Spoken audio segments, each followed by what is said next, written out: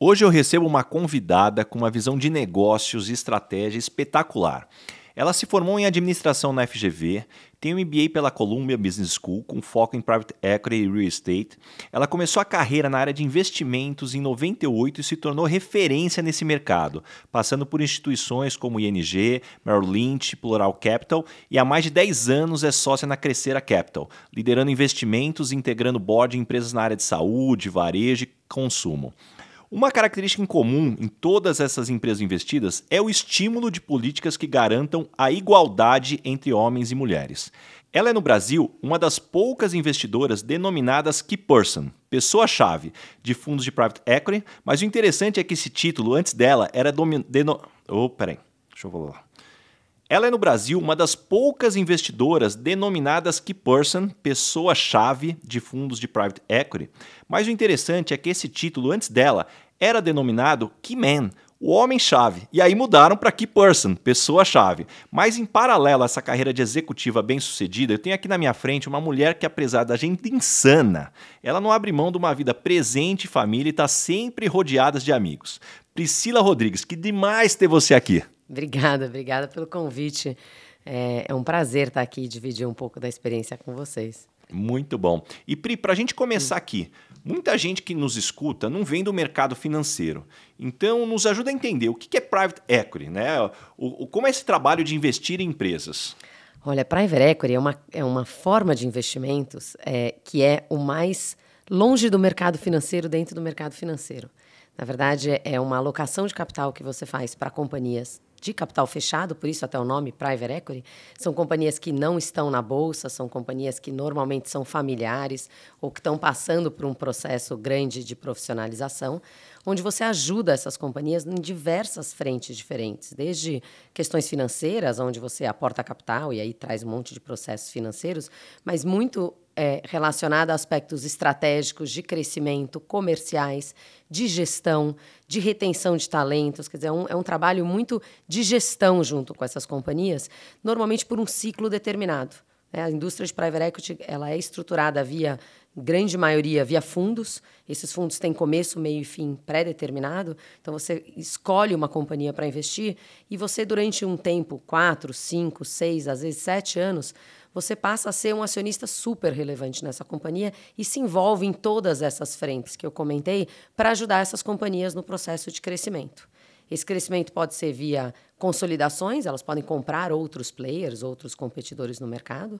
Pode ser via crescimento orgânico, onde você lança novos produtos, lança novo serviço, busca um curso novo para um aluno, ou abre uma loja nova, então uma série de crescimentos, né?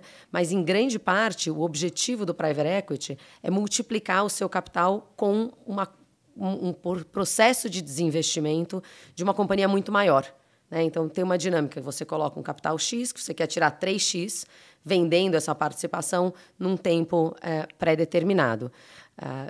E é uma classe de ativo que não é nova, na verdade. No Brasil, ela é uma classe de ativo regulada. A CVM tem um processo todo que controla como que a indústria trabalha.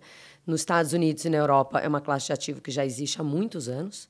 No Brasil, ela ganhou força, eu diria, a partir dos anos 2000, mas a gente tem uma série de fundos que, antes disso, já tinham operações no Brasil, mas que ainda é muito incipiente, ainda é muito pequeno. Quando a gente compara com o mercado americano, com o mercado europeu, a grande maioria das empresas que são de capital privado e que, em algum momento, trocam de patamar de tamanho para buscar uma outra alternativa, seja um mercado de capitais ou até uma venda maior, passaram ou tiveram algum tipo de fundo, seja de private equity, seja de venture capital, seja de earlier stage, algum tipo de fundo na sua estrutura de capital em algum período. E o objetivo é realmente ajudar. E, normalmente, passar de uma companhia para outra. E muitos fundos fora do Brasil, você vê sponsor to sponsor, fundos comprando empresas de outros fundos. No Brasil ainda é muito novo, então a classe tem menos anos, é uma classe que é muito longo, o ciclo médio de investimento é bastante longo, então você acaba ficando muito mais tempo com essas companhias. O que eu achei interessante, então, aqui até para a gente recapitular, então, basicamente, você constituindo o fundo, você tem a captação, e quando você vai aportar aportar esse dinheiro para você se tornar um sócio relevante, você não aporta só o dinheiro, tem todo um know-how que você ajuda com toda a estratégia para, durante aquele período, né, que você comentou, 5, 7, 10 anos, você conseguir ajudar aquela empresa a se desenvolver para quando você sai daquela empresa vendendo a sua participação de alguma forma e você tenha um retorno interessante. E você comentou desse mercado ser um mercado recente, talvez é um ponto interessante que eu queria explorar contigo. O que mudou nesse mercado de 20 anos para cá? Como era investir há 20 anos e como é hoje? Nossa, eu acho que tem... esse é um mercado... Investir está em um processo de evolução há muito tempo. Eu acho que um dos principais aspectos que viveu mudança dentro desse setor é até que tipo de investidores alocam capital, né? Durante muito tempo, quem investia exclusivamente em private equity ou ativos alternativos com baixa liquidez no Brasil eram os grandes fundos de pensão, seguradoras, o capital institucional de longuíssimo prazo, né? Que tem uma alocação mais longa de período de investimentos. Eu acho que nos últimos anos, e isso aconteceu até mais recente, nos últimos 10 anos, a gente começou a ver um interesse muito grande de pessoas físicas, o que a gente chama dos single e multifamily offices, também alocando nessa classe de ativo.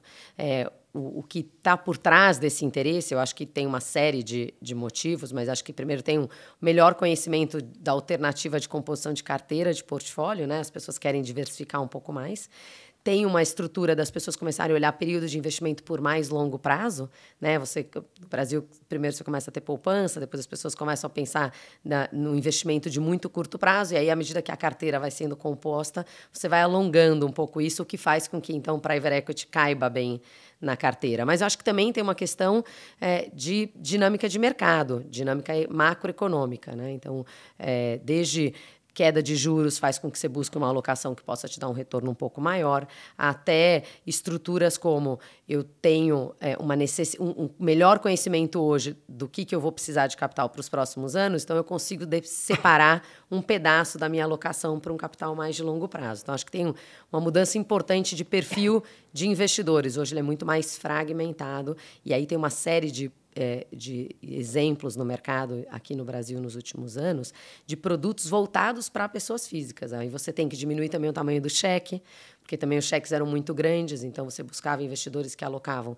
10, 15, 20 milhões individualmente para cada fundo. Para muitas pessoas físicas, esse é um valor completamente fora do padrão.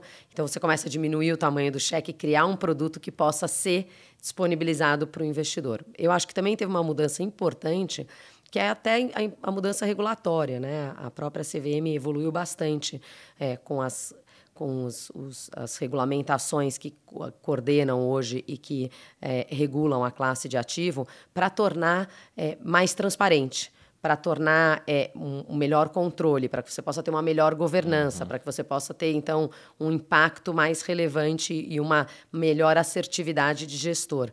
Isso faz com que as empresas também passam a buscar a private equity como uma alternativa, né? Antigamente, as empresas não pensavam, putz, se eu vou vender um pedaço da minha empresa para um private equity, que regras eu vou ter que seguir? E esse desconhecimento do setor fazia com que tivesse muita resistência. Eu acho que isso também está caindo.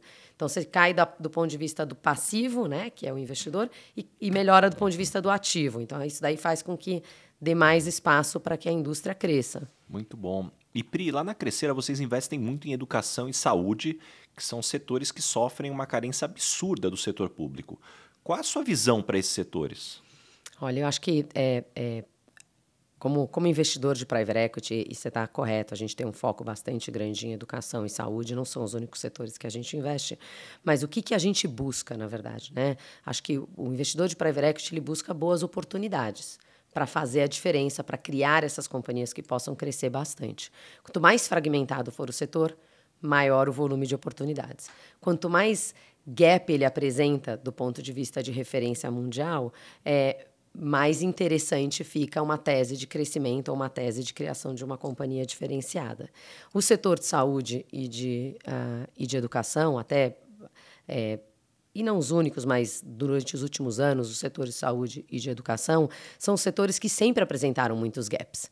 Então, quando você tem um capital disponível para compra de um equipamento, para investir numa rede de hospitais e modernizar aquela operação do ponto de vista de infraestrutura, para trazer melhores protocolos médicos e um melhor desfecho clínico para o paciente, e você tem capital disponível para isso, faz todo sentido você alocar. Então, acho que os setores que apresentam um déficit muito grande são ímpares para fazer investimentos em private equity.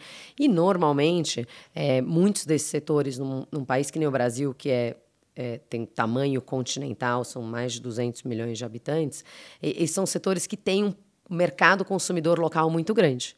Então, eles vão ter uma demanda. Então, a gente busca quais são as oportunidades de criação de valor nas empresas num mercado que tem demanda. E se você pergunta para o brasileiro, e a gente, quando começou a pensar um pouco nas teses do que a gente queria investir de setores, a gente foi muito atrás desse mercado consumidor. Então, o que a gente foi quando você pergunta para o brasileiro o que você quer, qual é a sua aspiração, acho que muitos deles vão te falar do sonho da casa própria. Real estate é um tipo de uma classe de ativo diferente, então hoje a gente não investe nela. Mas aí, quando você pergunta o que mais você gostaria, normalmente as respostas são, na verdade, eu gostaria de mandar os meus filhos para uma escola privada, eu gostaria de ter um acesso a uma educação de melhor qualidade, uma educação que eu consiga pagar e ter a qualidade do que eu gostaria, porque o que está sendo oferecido para mim no público não condiz com o que eu gostaria, do ponto de vista de conteúdo, e eu quero ter acesso a um plano de saúde, eu quero ter acesso a uma saúde de melhor qualidade. Então, quando você começa a escutar um pouco essas alternativas, você fala, o que eu faço? Como é que eu, com capital e uma visão estratégica, como é que eu consigo oferecer para esse mercado alternativas e soluções? Seja no ensino básico, seja no ensino superior, seja num atendimento primário de saúde, seja num atendimento de mais alta complexidade. Então, foi assim que a gente foi norteando um pouco a nossa visão de setores. A gente tem um foco bastante grande também em consumo e varejo por essa mesma dinâmica. O que esse consumidor quer? Como é que eu posso prover para ele uma solução ou uma oferta de serviços ou produto diferenciado que faz com que eu consiga mantê-lo engajado recorrentemente nesses serviços. E aí é assim que a gente foi definindo as teses de investimento. Mas no Brasil tem muitas oportunidades. A gente tem uma quantidade ímpar de oportunidades para fazer. Acho que não são os únicos setores, tem muita gente investindo em vários outros setores, mas ainda acho que tem muita coisa para fazer nos setores que a gente acaba conhecendo um pouco mais. E Pri, você hoje uma grande referência nesse mercado aqui no Brasil. Você sempre sonhou em trabalhar no mercado financeiro? Como foi essa jornada? Então, essa é uma boa pergunta. Eu acho que sim, desde pequena. Acho que as pessoas, as crianças crescem cada um com um sonho, E eu queria ter um banco. O meu sonho era ter um banco. Então eu brincava de banco, etc. O banco imobiliário ali. O banco imobiliário era super. Assim, a minha diversão diversão era banco imobiliário. Eu criava conta corrente, criava o usuário e depositava dinheiro, te sacava dinheiro. Era uma brincadeira até bastante atípica para crianças, Então, eu sempre gostei, eu sempre fui muito apaixonada por números. Acho que essa dinâmica de negócios sempre foi bastante interessante. Então, eu acabei direcionando a minha carreira para o mercado financeiro desde muito nova. Ainda quando tinha muita resistência. Acho que nunca teve tanta mulher no mercado financeiro. Isso melhorou muito nos últimos anos. Acho que a gente ainda tem uma longa jornada na nossa frente, mas naquela época era ainda mais raro. E eu sempre fui e nunca dei muito bola para isso e continuei seguindo. E acho que hoje, olhando para trás, me parece bastante claro que era onde eu deveria estar. E engraçado que eu fui direcionando até a minha carreira um pouco mais para fora do mercado financeiro, porque o private equity você acaba trabalhando com gestão, você acaba trabalhando com estratégia, você acaba trabalhando com... Muito próxima da economia real muito ali, próximo. Conectado, diferente talvez de algumas áreas dentro de banco. Que você só vê você só vê gráfico, Você passa o dia inteiro em gráfico, na questão de trade, mesa de operações, é muito mais mercado mesmo financeiro, tem até aquele pulso muito mais volátil e nervoso de mercado. Em private equity não é tanto dessa forma, tem semanas que minhas agendas são 100% tomadas com as questões relacionadas a gente e gestão, RH, políticas de remuneração, que é bastante atípico, Quando você fala de mercado financeiro, as pessoas não imaginam que isso tenha que ser um skill importante para conseguir fazer bem. Mas não deixa de ser mercado financeiro, A gente brinca que uma vez no mercado financeiro você não para de pensar em TIR nunca. E quando você começou a crescer nesse mercado, que característica que você viu que você já trazia de fábrica que seriam importantes para você crescer? Então, essa não é uma resposta muito, muito óbvia, porque eu acho que muitas pessoas crescem nesse mercado com diversos perfis, né? Eu acho que tem aqui uma diferença, acho que não tem um caminho só, uma linha só, mas eu acho que para mim, eu sempre fui super detalhista. E sempre gostei muito de números, fui muito detalhista. Então, eu sempre busquei muito perfeição no trabalho que eu faço. Até me puxo muito o tempo todo em relação a isso. O que para mercado financeiro faz diferença. E é bastante valorizado. Acho que tem uma questão de ser valorizado. Então, no começo da minha carreira, eu ia me diferenciando um pouco por isso, né? E acho que aí, à medida que os anos foram passando, eu acho que um pouco desse jogo de cintura, de você ter a agressividade do mercado financeiro, que é importante, porque afinal você continua no mercado financeiro, mas não exclusivamente dessa forma, porque tem muito do trabalho na economia real que requer outro tipo de habilidade do ponto de vista interpessoal, de relacionamento. Então, acho que conseguir definir quando usar uma, que chapéu usar, como com a postura colocar num dia, como é que reagir de uma forma ou de outra, eu acho que fez muita diferença e me ajudou durante muito tempo a sobreviver e navegar por esse mercado todo. E você comentou, né, do desafio que era antes, né, de muito poucas mulheres, hoje melhorou, mas ainda está distante, né, do que talvez seria algo equilibrado. Em que momento caiu a sua ficha que esse mercado tinha desafios maiores simplesmente por você ser mulher? Foi logo no início ou foi à medida que você foi crescendo? Acho que foi sempre, né? Acho que desde sempre.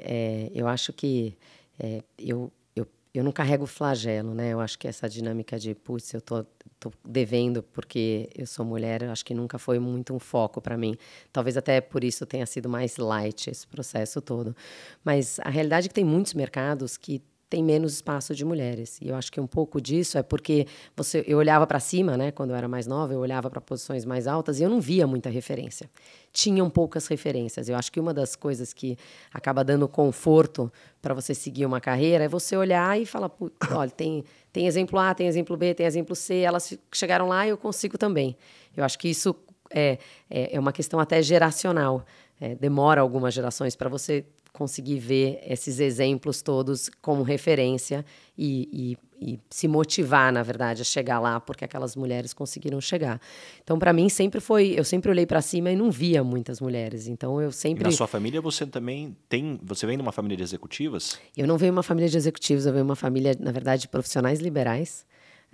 Então, os meus pais sempre foram autônomos, profissionais liberais. Minha mãe é psicóloga, psicanalista, psicopedagoga.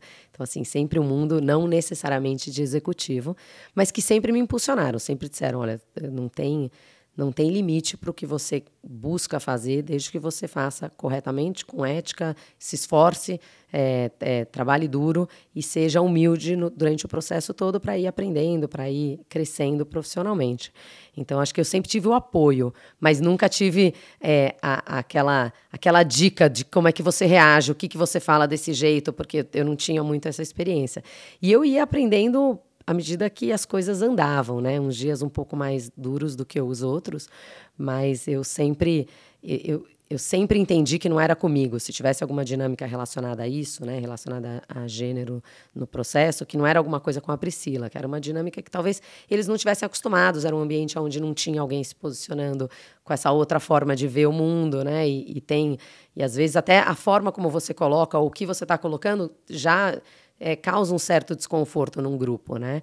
E eu sempre fui tentando fazer isso de uma forma mais correta, um pouco mais dura. Quando eu era mais nova, eu era um pouco mais dura, que eu achava que era a forma de eu conseguir impor, eu estar lá, era ser um pouco mais rígida. Mas eu acho que com o tempo eu também fui deixando isso de lado. E acho que um ponto também interessante da gente abordar aqui, você é uma das poucas mulheres brasileiras que chegou no auge ali de bater o sino na Nasdaq. Quais foram os principais sacrifícios que você fez ao longo da sua carreira executiva para chegar lá? Porque, como se diz no interior, né, as pessoas veem a pinga que a gente toma, mas os tombos pouca gente comenta. Não, você sabe que esse foi uma operação que a gente fez no ano passado, na verdade, dentro da Crescera, com os meus sócios. A gente levantou um veículo na Nasdaq, né? E aí o processo tem esse simbolismo que você vai lá e toca um sino no dia desse IPO. Mas, na verdade, é só...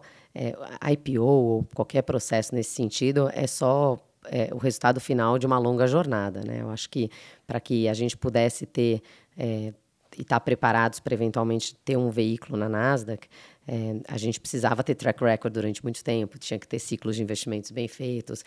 Nem sempre é tão fácil fazer investimento. Quando você faz private equity, você acaba comprando companhias de capital fechado e não necessariamente a saída é muito trivial. Então, às vezes, você fica exposto a condições de mercado, você fica exposto a uma série de outras coisas. E aí você tem que adaptar, né? Adaptar a tese, adaptar a estratégia de crescimento. Então, você sempre tem que pensar numa forma nova, né? Você tem que estar sempre pronto a mudar o rumo, porque a direção que você estava andando, apareceu uma parede ali, aí você vai para o outro lado, né? E acho que isso você vai fazendo dia a dia. Demora 5, 10, 15 anos. E aí, depois desse tempo todo, e a gente tendo um bom resultado, aí o pessoal aí chega para a gente e fala, agora dá para ir lá para fora. Aí você faz todo um outro processo, que não é fácil, que você tem que fazer roadshow, conversa com o investidor, explica toda a tese, constrói toda uma dinâmica, né? Bate um pouco de novo em outras várias portas. E aí tem um dia que tem o tal do IPO, ou tem o tal do evento, ou tem a tal da venda da companhia, e o pessoal fala, nossa, mas que brilhante esse evento, né? Você fala, não, gente, isso aqui é resultado de anos de construção. Aqui. Exatamente. Então, assim, eu não acho que tem um processo só, eu acho que aqui tem muito hard working e colaborativo, tá? Esse não é um processo individual. Eu acredito muito na dinâmica de estar rodeado de um grupo de pessoas que são excepcionais. Eu tenho muita sorte, na verdade, de ter sócios que são excepcionais nesse processo como um todo. Então, é um grupo de pessoas todas nadando e olhando para a mesma direção e remando naquela mesma direção. E tem uma hora que você chega, tem uma hora que estoura a champanhe, aí o pessoal fala, nossa, estourou a champanhe. Mas é muito uma consagração de muito tempo, na verdade, de esforço. E quando você olha... E nunca termina nele, né? Nunca termina. E o ponto talvez que eu quero explorar contigo, na hora que você olha para trás, o que você teve que abrir mão, porque tem uma entrevista que me marcou, foi um violinista, um pianista fabuloso, e um jornalista comentou com ele ali antes da entrevista, assim, nossa, você toca tão bem, eu daria a minha vida para tocar tão bem quanto você. E aí ele respondeu, eu dei a minha. E eu queria explorar isso contigo. Agora que você olha para trás, quais foram os sacrifícios que você teve que fazer? Eu durmo menos que muita gente. Eu tenho filhos pequenos que eu consigo criar e sou super presente na vida deles com certas restrições. Porque tem uma questão de agenda, tem uma questão de viagens, tem uma série de esforços do ponto de vista familiares. Eu morei muitos anos fora, eu lembro de situações onde minha família vinha me visitar e eu estava presa trabalhando. Então, assim, você tem que... você acaba deixando muita alternativa na mesa, né? Assim, eu faltei numa série de eventos dos meus amigos, às vezes eu não podia estar lá para alguém que precisava. Durante muito tempo eu não conseguia fazer o exercício que eu precisava, o que eu deveria, o que eu poderia, porque eu resolvi que eu queria me especializar um pouco mais, então fazer um outro curso à noite, e aí final de semana eu achava que eu tinha que ajudar e devolver um pouco mais, então eu também me envolvia numa ONG, passava o final de semana inteiro enfurnada no escritório ajudando a desenvolver uma tese para um projeto non-for-profit. Assim, você acaba fazendo concessões, né? Eu acho que eu consigo equilibrar vários pratos ao mesmo tempo, mas você sempre acaba deixando uns de lado. E eles custam. E acho que o que é mais... o que você precisa, e eu tenho aprendido, e é um contínuo exercício aqui de aprendizagem, eu acho que o que você tem que fazer quando você deixa um prato de lado, é não sofrer tanto com isso, né? Eu acho que essa questão de você ainda ficar remoendo e sofrendo todas as coisas que você teve que abrir mão para chegar lá ou para conseguir chegar lá, não é tão fácil. Eu gosto de jogar tênis, né? Então eu sigo muito a vida dos tenistas profissionais. E você vê que tem gente que joga 4, 5, 6 horas de tênis, sai da quadra e vai na academia. E treina nos próximos 2, 3 dias, depois de ter ganho um Grand Slam, como se estivesse se preparando para uma final de Grand Slam. Porque o corpo precisa desse esforço adicional para realmente fazer essa maestria do ponto de vista de performance. Isso vale para qualquer setor. Fica muito claro quando você pensa em esportista, porque as pessoas olham e realmente têm uma compaixão diferente, mas acho que isso vale para qualquer outra coisa. Médicos fazem isso também. Professores fazem isso quando buscam um pouco com excelência. Eu acho que é mais fácil você não se culpar ou não carregar ou não remoer um pouco essa sensação de ter deixado as alternativas quando você faz o que você gosta. Então, acho que aqui tem uma dinâmica... que, para mim, eu dei muita sorte de conseguir fazer um negócio e um trabalho, uma profissão que eu adoro. Então, aí fica mais leve. Mas você tem que deixar um monte de coisa no meio do caminho, assim, não é fácil. Falando no que você gosta, tem algum investimento que você tem mais orgulho? Ai, tem um monte. Se eu falar de um só, é capaz de eu arranjar um monte de inimizade com os outros. Eu acho que, assim, eu tenho algumas teses que acabaram marcando mais. Ou porque elas deram um pouco mais de trabalho, ou porque elas acabam, você se envolve um pouco mais no dia a dia delas, né? Acho que a gente tem, eu tenho muito orgulho dos investimentos que a gente fez na área de saúde. Eu acho que por uma série de motivos, mas eu acho que também pelo fato de que a gente consegue ver o quanto melhor é hoje a qualidade daquele atendimento médico para aquelas pessoas.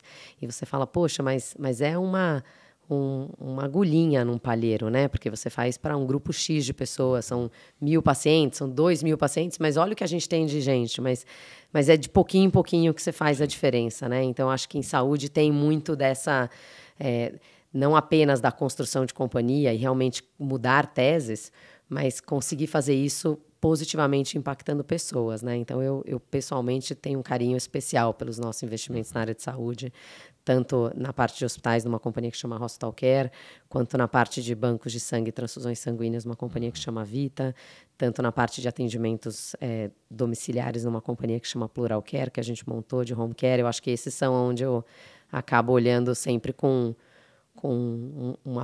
um apego um pouquinho mais, né? Para a Everex você não pode se apegar a nada, mas você acaba indiretamente se envolvendo muito mais nas empresas. Você trouxe um ponto bacana, né? Que o desafio de não se apegar. Talvez eu vou trazer outro tema aqui um pouco mais polêmica. Você acredita em intuição no mundo dos investimentos? Se você conseguir embasá-la com dados, com informação, sim. Então, eu acho que tomar decisão exclusivamente porque você tem a intuição de que, poxa, acho que esse negócio vai ser legal, que eu acho que eu vou ganhar dinheiro aqui, eu acho que eu vou perder dinheiro ali, não. Tá? Acho que o mundo não pode ter achismos nesse sentido, né? Agora, você vai numa companhia, você vê lá os números, você vê o resultado, as coisas estão indo bem, mas aí você vai rodar na companhia, você sente que tem um conflito ali na diretoria, um clima de estranho, 2 ou 3 conversas mais atravessadas, você chama uma pessoa para conversar, está reclamando que não estava. E aí você fala, putz, aqui talvez eu sinto que tem alguma coisa que eu deveria pesquisar um pouco mais. E aí você vai atrás, pesquisa e acha um problema, aí eu concordo, tá? Eu acho que aí você pode usar essa intuição para isso. E aí é um pouco de sensibilidade. Eu não sei nem se é tanto intuição, mas sensibilidade para ler between the lines, entre as linhas, né? Assim, tem alguma vai além coisa, das planilhas. Tem alguma coisa aqui além do que eles estão me mostrando, né? Assim, tem alguma coisa aqui que eu deveria perguntar? Tem alguma reação numa conversa que eu fiz com um cliente de uma sinalização de que pode ter um problema? Eu acho que está sempre de antenas alertas para entender problemas, porque, no fundo, a gente acaba resolvendo problemas, né? O meu dia a dia é muito de solução de problemas. Então, assim, você ter um pouco as antenas em alerta para isso, acho que faz diferença. Você pode usar um pouco da intuição para isso, né? Mas não pode ser só baseado em intuição. Então, acho que a inteligência emocional ela é importante também para investimentos. E qual a importância do networking para você ter chegado onde você chegou? Eu acho que, para mim, pelo menos, networking é uma dinâmica que eu adoro, me motiva, assim, me dá... ouvir história de outras pessoas, conhecer outras pessoas, entender de outros negócios, me motiva todo dia a ir atrás de um pouco a mais.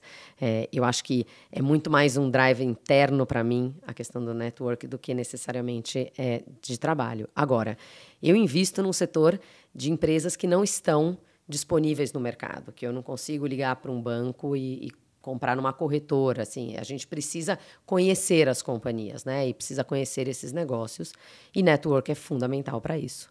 Então, além desse drive, ele acaba me ajudando muito nesse sentido. Eu tive possibilidade de conhecer muitos negócios nos últimos anos, de amigos ou de pessoas que me indicaram, porque eu acabei tendo acesso, e aí você vai construindo conhecimento. Conhecimento faz muita diferença. Então, acho que é tudo um resultado do outro, né? E tem gente que fala o que nasce primeiro, o network ou o conhecimento, e, no fundo, um te gera o outro, né? Então, é uma referência circular. Mas eu acho que é super importante. E eu acho que é importante para qualquer negócio. Mesmo, e eu comentei já várias vezes aqui de saúde, né? Mas vamos pensar, por exemplo, em educação. Quando você está montando um curso, você chama um grupo novo de professores, e aí você vai no network conhecer outras instituições que estão fazendo outras coisas, te dá uma ideia, te dá um insight para você ou revisitar alguma coisa de currículo, ou lançar um outro serviço. Tudo isso o network acaba impulsionando que você traga para a prática algumas das experiências que você viu ou que poderiam ser adaptadas na sua realidade. E com essa agenda insana, você tem alguma técnica, alguma dica que você olha e fala, puxa, como organizar isso? Multitasking é a palavra, tá? Desculpa pelo inglês, aqui precisa também... A vantagem de ser mulher nesse mundo todo é que você consegue fazer 2 ou 3 coisas ao mesmo tempo. Não é fácil, na verdade. É uma questão de priorização. Às vezes eu sei que eu tenho várias coisas e várias atribuições que eu gostaria de fazer naquele dia, mas tem 2 ou 3 que são as mais urgentes. Então tem que priorizar. Acho que é uma questão de foco. Acho que com uma agenda mais difícil, foco é muito relevante. E às vezes o foco tem que ser não apenas da agenda, mas dos esforços também, da energia. Porque se você está focada naquela agenda, mas está pensando nas outras 4, 5 coisas, você não resolve nenhuma delas. Você não resolve nem a que você tinha que resolver, nem aquelas outras 4 ou 5 que estavam pendentes. Então, não é simplesmente priorizar a agenda, mas priorizar a energia para resolver. Eu sei que eu tenho aqueles outros 2 problemas, mas vou resolver esse aqui primeiro. Quando eu acabar esse daqui, eu resolvo os outros, né? Então, acho que aqui tem um pouco dessa priorização. Seria ótimo que o dia tivesse algumas horinhas a mais. E como manter a sanidade, não enlouquecer nesse mundo tão dinâmico? Eu acho que nem todo mundo gosta de viver nesse mundo tão dinâmico, tá? Eu acho que... E nada contra também, eu acho. Talvez os malucos sejam que vivem nesse mundo tão dinâmico, tá? Não o contrário. As pessoas talvez mais normais sejam aquelas que têm uma agenda mais recorrente, na verdade, né? Vamos dizer, mais previsível. A minha é 0 previsível. Eu acho que para mim... Eu brinco que a minha é um jogo de Tetris. Vai caindo as pecinhas, eu só vou tentando encaixar da melhor forma, aqui antes de bater no chão. E às vezes eu vejo um pedacinho em branco e eu passo, eu vou respirar aqui. Quando eu olho, ela tá tomada. Você fala, gente, quem que colocou aquela pecinha ali? Não tinha nem como entrar, porque assim, eu brinco, eu chamo a minha agenda de um Tetris. E o pessoal fala, mas cabe, encaixa ali, encaixa naqueles 15 minutos. Então eu vou tentando encaixar um pouco. Eu gosto dessa dinâmica, tá? Eu gosto do fato de cada dia ter uma história diferente, cada 2, 3 horas mudar completamente a discussão. Tá falando de RH uma hora, tá falando de investimento em infraestrutura na outra, tá falando de compra de equipamento médico e na outra hora ela tá falando de contrato, assim, na área de serviço, assim. Eu gosto dessa dinâmica bastante diferente, tá? E por isso até os setores que eu acabo me envolvendo são setores bastante diferentes. Cada dia eu falo de um assunto. Me motiva essa mudança toda. Mas eu acho que a forma de manter a sanidade mais importante é não ficar carregando todos os pesos ou todos os problemas ao mesmo tempo. Do mesmo jeito que eu priorizo, que eu comentei que eu priorizo um pouco o que eu vou resolver agora, sabendo que eu tenho outras coisas, quando eu saio do escritório, quando eu termino uma reunião e eu vou para casa, eu desligo completamente daqueles assuntos. Eu sei que eles estão lá, mas eu não fico ruminando neles até conseguir endereçá-los no dia seguinte. Então, assim, essas pausas de descanso, elas são super relevantes. Para mim, elas não precisam ser muito longas, o que me ajuda para ter essa agenda mais dinâmica. Mas é muito importante que elas existam como pausas, que realmente você para de pensar naquele assunto e descansa, pensa em outra coisa. Eu acabo colocando coisa que eu gosto de fazer nos tempos livres, né? Aí na minha família o pessoal fala, nossa, em vez de descansar, você pôs mais coisa, mas porque não é relacionado a trabalho e ao descanso. Então, as pausas são importantes. Minha mãe brinca que eu descanso carregando pedra. Esse é o termo que minha mãe sempre utiliza. É igualzinho. O pessoal fala, em vez de dormir, você arranjou um evento para fazer? Eu falei, pois é. Mas como muda completamente o assunto, eu consigo descansar. E aí esses descansos são importantes para ter para conviver com essa insanidade sem realmente... entrar numa jornada, que tem gente que às vezes entra numa jornada que é mais insaciável, numa agenda que nunca termina, e isso acaba sendo prejudicial mesmo para a saúde, para a qualidade do que está sendo feito, para tudo, na verdade. E Pri, síndrome do impostor, rolou muito, ainda rola, como você lida? Rola diversas, todo dia, né? Ela aparece ali todo dia. Às vezes sou eu mesma me boicotando, às vezes é aquela sensação de você achar que tem alguém te boicotando e aí você entra passa na paranoia. Então esses negócios acontecem o tempo todo, né? Acho que eu às vezes me pego pensando, falo, tá vendo? Ó, olha aqui o auto-boicote. Tem que parar com isso. Então acho que é assim. Você puxa a tua orelha? Puxa a minha própria orelha. Existe, na verdade. Mas para mim é só mais um desafio. Né? Eu falo, mais uma coisa que eu tenho que tentar resolver, mas rola recorrentemente. O que é qualidade de vida para você? Qualidade de vida para mim é poder ter a possibilidade de trabalhar com o que se gosta. Nem todo mundo consegue. Acho que aqui tem bastante reconhecimento disso, e quem não trabalha hoje com o que gosta deveria buscar uma forma de trabalhar com o que gosta, porque acho que isso ajuda bastante. Passar tempo com família, ou para mim, pelo menos, é muito importante. Minha família é muito importante, então passar tempo com eles para mim é muito relevante, e eu paro um pouco o meu mundo inteiro para estar presente. Não é simplesmente estar lá pensando em outras coisas, é estar lá presente no que eu estou fazendo, né? Acho que tem muito do momento presente, estar presente. Eu tenho me esforçado cada dia mais nessa dinâmica. Mas eu acho que qualidade de vida é fazer o que te faz bem. Tem gente que treina 20 horas por semana para fazer o Ironman. E aí você fala, gente, isso é qualidade de vida? Se é aquilo que drive a pessoa no dia a dia, aquilo é qualidade de vida. Então, para mim, qualidade de vida é ter um trabalho que eu gosto, passar bastante tempo com a minha família, conseguir colocar os meus horários para jogar tênis na semana, de preferência nos dias que não chovem, porque a quadra não está molhada, poder encontrar os meus amigos, viajar, eu gosto bastante de viajar. Então, se eu conseguir encaixar tudo isso, qualidade de vida está lá. Saúde, né? Você precisa de saúde para poder fazer tudo isso. E falando em gostar do que faz, eu não posso deixar de perguntar antes da gente fechar esse primeiro bloco. Você, como conselheira, você puxa bastante as pautas de equidade, igualdade. Eu queria que você comentasse um pouquinho das iniciativas que você tem visto. O que as empresas podem fazer para evoluir nesse tema tão importante? Acho que tem muita coisa que dá para fazer ainda. Acho que já evoluiu bastante, mas acho que tem muita coisa que pode fazer. E acho que o principal aspecto é cultural. Né? E aí cada companhia tem uma cultura, cada companhia tem a sua história, né? E o seu legado, dizendo assim.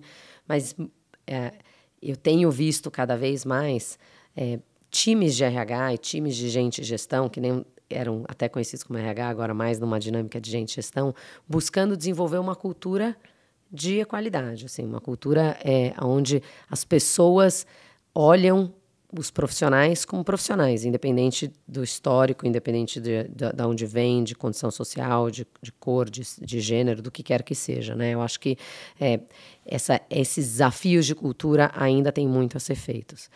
Nas posições que eu acabo me envolvendo bastante, que são posições mais de C-level, posições de conselho, né, que acaba sendo com quem a gente no mundo de private equity interage um pouquinho mais, nessas posições, a gente ainda tem um convívio muito grande com homens, né? Até porque as carreiras desses homens, elas começaram muito tempo antes, né? Eu acho que tem uma questão também de... Hoje a gente vê muito mais mulheres em níveis de gerência, média gerência, mas ainda poucas que já cresceram profissionalmente para estar numa posição, às vezes, um pouco maior de liderança. Mas elas existem. E aí, aqui, dá um pouco mais de trabalho para encontrá-las, né? Assim, muitas dos processos de seleção acontecem por indicações. E aí as pessoas indicam quem é um pouco mais parecido com elas, quem elas têm uma afinidade. Então, tem muita indicação, homem indica homem, né? Tem muito disso ainda. Porque é o convívio, na verdade, daquele grupo de executivos. E são pessoas brilhantes. Então, também é completamente compreensível as indicações. E aí eu acho que a gente fica como investidor, acionista, conselheiro, puxando um pouco... Tá, eu sei que vieram essas duas ou três indicações, realmente. Mas você tem que provocar. E cadê as mulheres? E cadê os negros no grupo? Assim, você procurou? A gente pode buscar alguém que possa nos ajudar nesse processo? Assim, vamos achar uma consultoria que nos ajude, de uma forma que possa ampliar aonde a gente está olhando, na verdade, porque às vezes é uma questão de estamos buscando com aquele perfil, daquele jeito, vão vir só aquelas 3 pessoas. Até é uma busca, às vezes, muito direcionada para aqueles executivos, né? Então, você tem que abrir o leque de busca. E acho que o que tem sido muito compensador, e eu tenho ficado bastante feliz, é quando as companhias fazem isso, elas encontram. E aí, realmente, a tese se prova.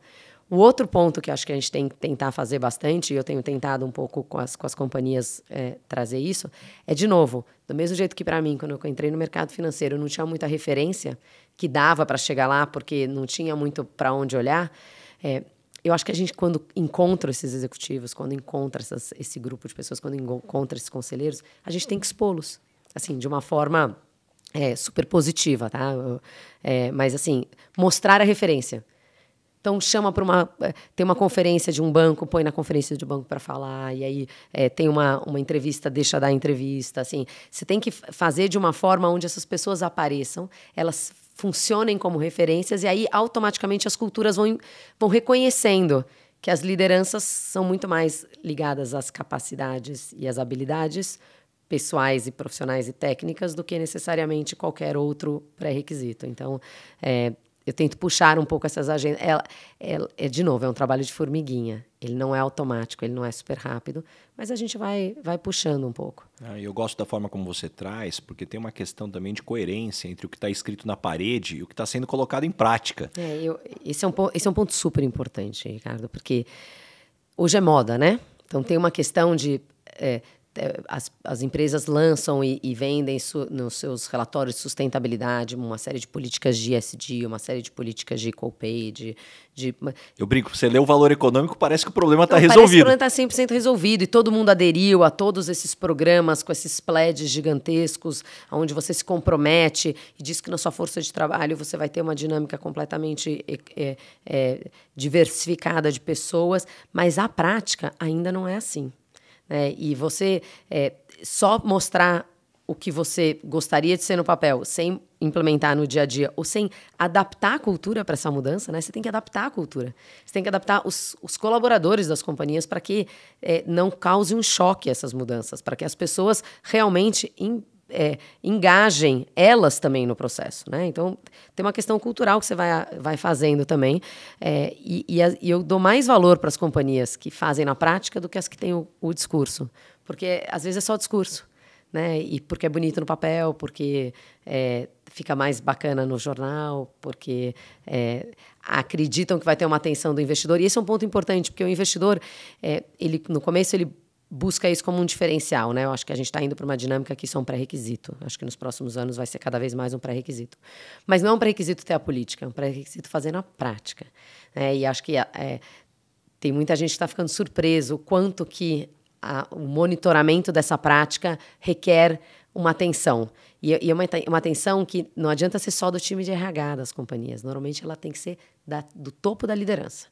Começa no conselho, em companhias que tem conselho, no C-level, na presidência. Tem que vir muito também de cima para baixo. Então, o investidor tem olhado, o mercado de capitais tem olhado, o investidor da indústria de alternativos de private equity tem olhado, e vai continuar olhando. Acho que é uma tendência que já deveria estar aqui há mais tempo, mas eu fico feliz que ela já chegou. Então, assim, vamos celebrar o que a gente já tem, mas ainda tem um caminho longo à frente. Muito bom. E Pri, chegamos agora no momento Headhunter. Qual que é a pergunta que você sempre faz nas entrevistas para contratar alguém para o seu time? Ai, nossa...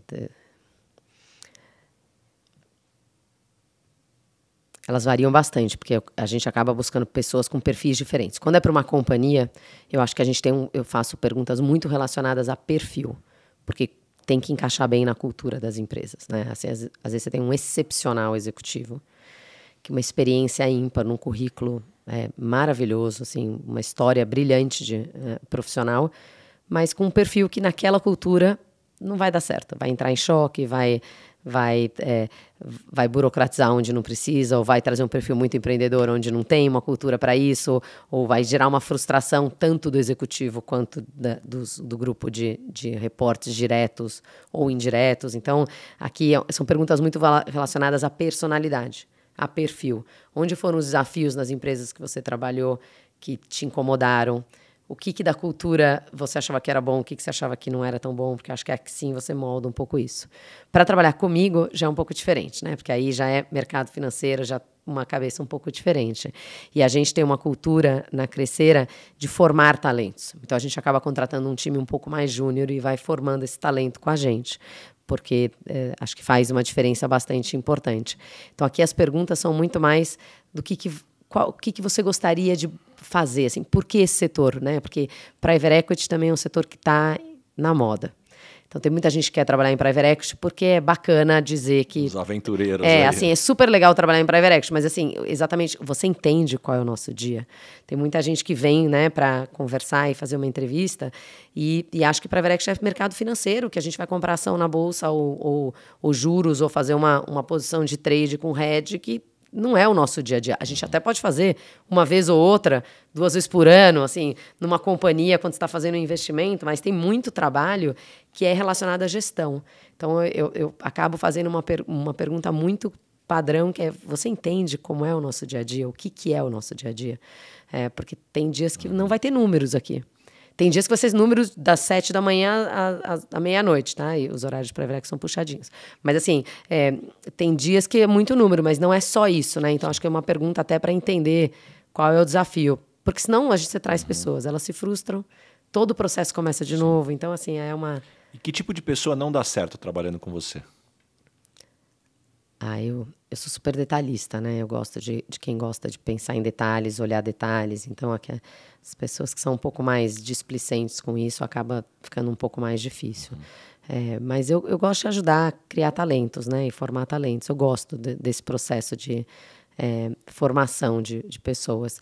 Então, eu acabo tentando puxar. E o engraçado é que, às vezes, tem uma personalidade que eu já identifico que vai ser difícil, mas eu insisto. E aí eu vou ficando frustrada, sabe? E aí eu fico pensando, mas o problema não é a minha frustração, né? O problema é que eu já tinha visto, por que eu já não direcionei de uma outra forma, sabe? Eu fico pensando que eu vou água mole e pedra dura, tanto bate até que fura, mas às vezes não fura, né? Às vezes não funciona. Então, eu acho que quem não é comprometido, quem não gosta de fazer um pouco de tudo, e eu tenho um perfil bastante empreendedor, né? Até quando você é sócio de uma gestora, tem que fazer um pouco de tudo. Cada dia não tem trabalho que é sênior demais ou júnior demais para fazer. Eu acho que também as pessoas que são mais corporativas do ponto de vista... Durante esses anos da minha carreira eu faço só esse pedaço, porque o outro eu só vou fazer depois. E agora que eu passei para essa próxima etapa, aquilo eu não faço nunca mais. Esse perfil também comigo não funciona. E quando as pessoas não gostam de você, normalmente qual é o motivo? Acho que elas acham que eu sou brava. Acho que tem gente que acha que eu sou muito brava. Sou um pouco dura, às vezes, né? No feedback eu tenho tentado ajudar, minimizar um pouco essa forma, né? Mas eu acho que tem gente que pode achar que eu sou um pouco mais dura do que eles gostariam. Ou talvez eles esperassem, tá? Porque se fosse um dos meus peers no setor, homens, não seria um problema. Mas como sou eu, aí parece que soa um pouco diferente. Mas tudo bem, Eu vivo com isso, não tem problema. Eu vivo. E o que você gostaria de perguntar para o Basa, Headhunter? Basa, o mundo mudou bastante, né? Eu acho que tem uma série de... E você está no dia a dia, buscando pessoas e talentos e se fala hoje de coisas em processos de entrevistas que não se falava antes. Quanto mais difícil é essa história? O quanto você acha que a habilidade e a experiência fica mais importante para você conseguir acertar? Né? Porque uma coisa é achar o executivo, a outra é ter certeza que ele não sai dali a alguns meses. Né? Eu acho que tem um primeiro ponto, que o que muda cada vez mais com o mundo tão competitivo é uma coisa que eu aprendi com meu avô, que é a regra do ouro. Né? E qual que é a regra do ouro? Quem tem o ouro faz a regra. Sim. Então, à medida que você tem um mundo com menos talento, as pessoas altamente qualificadas e com experiência têm muito mais poder de escolha do que existiam antes. E esse poder de escolha, ele permeia muito como as pessoas também estão tomando a decisão de entrar nas empresas. Até então, como que uma pessoa tomava uma decisão, o que ela analisava para aceitar uma proposta? Qual era o salário, qual era o cargo e qual era a empresa? E é isso. Fechou. E fechou. Hoje em dia, onde era a posição. Exato. Hoje em dia, peraí, qual é o propósito? Quais são os valores? Vai ser trabalho híbrido? Puxa, mas qual é o device que você vai me dar? Então, isso efetivamente entra na conta. E aí você me pergunta, puxa, isso vai mudar? Ela só muda se você tiver um reequilíbrio de forças, onde você começa a ter mais gente disponível, logo você pode escolher menos. Como no curto espaço de tempo o que a gente está vendo é que a tecnologia ela potencializa quem tem acesso à educação e quem não tem fica mais distante, você cria essa dicotomia, né, de um Brasil onde você tem 11 milhões de desempregados, você junta mais 5 milhões de desalentados, você coloca mais 7 milhões que trabalham menos horas do que poderiam, que vivem de bico, e toda empresa que você conversa com os altos executivos tem posição em aberto que não consegue preencher. Então, isso para mim, para voltar no ponto, se resolve através de educação, mas para não deixar o ponto que você colocou, poxa, as pessoas vão ficar... Eu acho que tem dois aspectos, que um está na mão da empresa e o outro não está na mão da empresa. Que o que está na mão da empresa é ter convicção, o que nós somos, o que queremos e deixar muito clara essa identidade. Eu vejo que tem muita empresa que sofre uma crise de identidade. Ela fala uma coisa, ela age de uma forma diferente, isso muitas vezes tira a clareza do que tem que ser buscado. E o outro é que, infelizmente, a maior parte dos profissionais, eles não foram criados ou não tiveram oportunidade de se autoconhecer. Então você não se conhece, então também por mais que você fale o que você quer, será que é isso realmente que você quer? Então desde o profissional mais júnior, como você comentou, você sabe o que é private equity? Peraí, você tem noção da realidade que você vai encontrar? Isso vale muito também para a cultura. E esse para mim é um dos grandes desafios, né? A empresa se conhecer e o profissional se conhecer. Esse é um bom ponto. E acho que agora ainda tem no topo disso o tal do trabalho híbrido, que faz com que as relações interpessoais do dia a dia, de escritório, de corporações, fique ainda mais desafiadora. Porque aí você vê a pessoa na câmara e tem sempre aquele desconforto se está trabalhando, se não está trabalhando, se está fazendo, se não está fazendo. E aí você acaba, muito desse relacionamento que vai sendo criado por equipes, fica um pouco mais comprometido. Então tem mais isso, acho que, para tornar um pouco de desafio. Mas fazendo um gancho no que você comentou de educação, que eu acho que é um ponto, a gente, como vocês sabem, a gente adora, né? E somos super engajados nessa dinâmica. Acho que tem uma questão de profissionalização que você comentou, né? Assim, existem brasileiros buscando emprego e tem uma série de vagas em abertas que a gente não consegue preencher. Tem segmentos, isso que é ainda mais drásticos, né? A gente vê, por exemplo, agora em tecnologia, toda empresa está procurando um profissional que possa fazer uma função de diretor de tecnologia ou responsável por toda a parte de LGPD, de dados, etc., e não tem esses profissionais. E aí, eu acho que tem também um pouco do que você comentou quando você fala de escassez de bons executivos, que aí tem muita escolha. E aí é uma roda de cadeiras muito grande, né? As pessoas acabam trocando muito, e aí você tem, como companhia, fazer um esforço todo. Mas acho que tem um ponto também que eu fico mais preocupada quando eu começo a ouvir um pouco de educação, que é o que aconteceu um pouco com a pandemia, né? A gente teve escolas muito tempo fechado no Brasil. Então a gente já tem um ensino básico mais fraco. Quando a gente começa a olhar o mundo globalizado e você começa a pensar em executivos que possam estar disponíveis para trabalhar para você no mundo inteiro, a gente já sai perdendo um pouco, né? E acho que agora a gente sai perdendo mais ainda.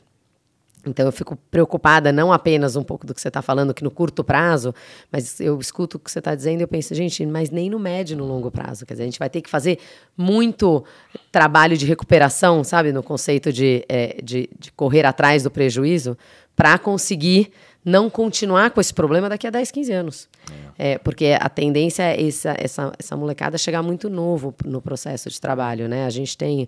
Eu sou muito engajada junto à BVCap também num projeto de contratação de jovens, que tem o percentual de desemprego para jovens é ainda maior. E tem muita empresa que não está preparada a recebê-los. Assim, não sabe nem por onde começar, não tem nenhum programa de treinamento. Então, acho que aqui, não sei o quanto você tem se envolvido nisso, mas tenho certeza que se você puder se envolver para ajudar essas empresas a montarem programas para receber esses jovens, acho que faria toda a diferença. Não adianta convidar os diferentes para festas se não chamar para dançar depois. Se não chamar para dançar depois. Eu acho que acaba sendo, então, eu vou engajar no projeto de contratação, de contrate um jovem, né? Dê oportunidade para um jovem. Aí você chega lá, o jovem fica num canto, não tem trabalho, não tem ninguém senta, ninguém ensina, ninguém explica. Passou 1 ano e meio, você perdeu a chance de desenvolver um executivo brilhante no futuro, que talvez até abandone toda essa potencial carreira e vai para um trabalho informal de um outro jeito, porque vê que não tem espaço, né? Então, acho que não sei o quanto você tem se envolvido um pouco nisso, ou visto isso em companhias, mas a gente tem tentado puxar as nossas e um ponto que eu vejo muito, até isso me lembrou uma conversa com o Paulo Batista, nosso colega de YPO, e ele trazendo alguns dados, a gente estava discutindo o índice de PISA, né, de 2018, que isso é pré-pandemia, aonde só 5% da população brasileira tem os skills básicos para conseguir aprender programação. Exatamente. Então, a gente vê essa enxurrada de cursos de programação e a gente esquece que se não tiver uma base mínima de matemática, de lógica ali, não adianta você colocar o curso de programação. Porque não vai ter aluno, não vai ter, o grupo de alunos vai ser muito restrito. E Pri, chegamos agora no momento Dona Ângela. Complete a frase. Eu sou esquisita por quê? Sempre falam da minha voz, ela é um pouco mais grossa. Você tem voz de radialista aqui com a gente. Pois é. E qual que foi o maior perrengue, situação engraçada que você já passou no mundo corporativo? Nossa. O maior perrengue que eu já passei no mundo corporativo tiveram tantos. Eu já fui viajar a trabalho para fazer uma reunião e eu acabei ficando presa 8 dias na cidade, porque fechou o aeroporto e não tinha avião, e não tinha roupa, não tinha onde dormir, não tinha hotel no lugar que eu estava. Então, eu acabei ficando na casa do cliente. Tem coisas que é para pagar, tá? Para pagar da história. Essa é uma delas, para pagar da história. E caminhando agora para o final, o nome desse podcast é Lugar de Potência. Qual que é o seu lugar de potência? Que tipo de situação e ambiente que pode jogar lá que você nada de braçada? Eu posso achar problemas em números com tranquilidade. Negociações. Eu me sinto super confortável, assim, processo de compra e venda, negociação com o cliente, assim, eu fico bastante confortável, acho que no mundo de negociações. E me conta uma verdade que as pessoas não costumam dizer e, na sua opinião, é fundamental para se ter sucesso. Eu ia dizer humildade. Às vezes as pessoas dizem, mas elas não fazem na prática. Muito bom, adorei, concordo. E deixa algumas dicas de fontes de conhecimento. Como é que você se mantém informada? Como é que você se desenvolve? Eu adoro ler. Eu gosto de participar de conferências, ouvir histórias, assim, acho que isso também vai me ajudando bastante. Eu tenho feito uma série de cursos que são disponíveis para a gente lá no nosso grupo do IPO, que são ótimos. De uns anos para cá, eu tenho voltado a querer estudar um pouco mais a parte acadêmica, sentar na sala de aula, às vezes é bom. Não pode ser muito longo, porque tem que encaixar naquele Tetris, mas dá para fazer. Então, eu tenho feito muito disso. E isso, na pandemia, ficou muito bom, porque uma quantidade muito grande de conteúdo passou a ser disponível online. E gratuita, assim, de diversas universidades do mundo inteiro. Então, acho que... Hoje a informação está bastante disponível. Antes você tinha que viajar, você tinha que ir até lá, você tinha que tirar uma semana. Agora dá para você sentar 2 horas, ouvir um pedaço de uma aula, 2 dias depois termina. Eu acho que isso tem sido bastante interessante e ótimo. Eu escuto seus podcasts também. Esse é o melhor jeito, na verdade, para mim. Muito bom. E, Pri, me indica 3 pessoas bacanas para eu convidar aqui para esse podcast, ter uma conversa legal como essa que a gente está tendo. Pessoas...